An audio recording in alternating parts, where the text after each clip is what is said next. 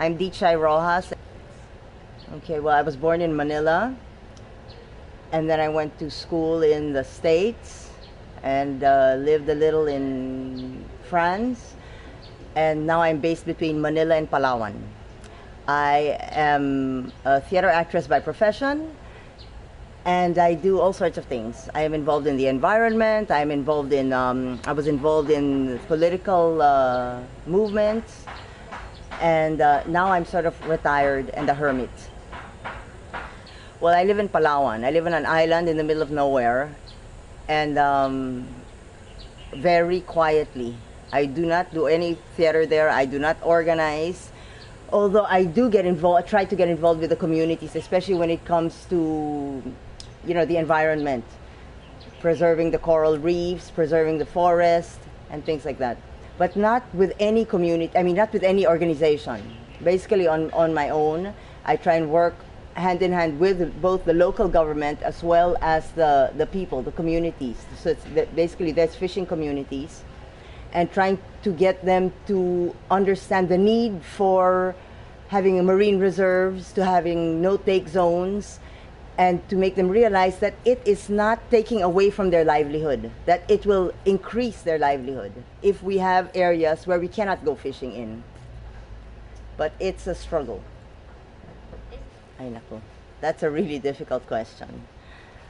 I guess what makes me a Filipino, it's not the fact that I'm Katutubo, because I'm certainly not Katutubo. It's not just the fact that I was born here or that I have a Philippine passport.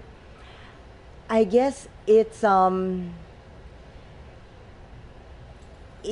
more than intellectual. It's a very emotional thing. It's basically our culture, the love of our culture, of our people, and having worked with them and lived with them, and just dealing with them on a daily basis, and seeing the hardships and the difficulties that we go through here in this country, given the government we have, or governments we've had, given all the aid that we're getting. It just doesn't filter down, given the educational system, which is really a little off, But despite all of that, I don't know, it's just, you can't just say it's the food, right?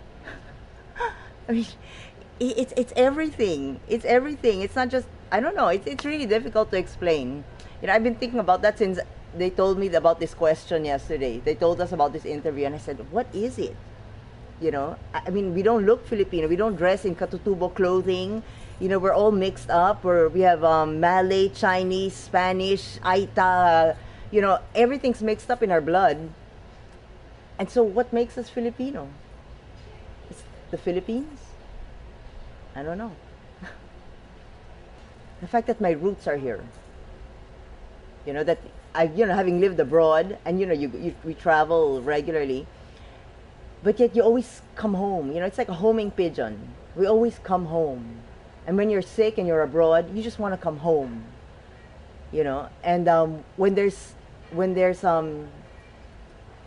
problems in the country, when there's strife in the country, you just want to be there, at the risk of your own life, or at the risk of losing your job abroad, or losing your husband who's abroad. You just want to come home and deal with it and be part of that. Be part of that. Like during the Marcos era, during all the EDSA revolutions, you just wanted to be part because you felt it was for the good of the country.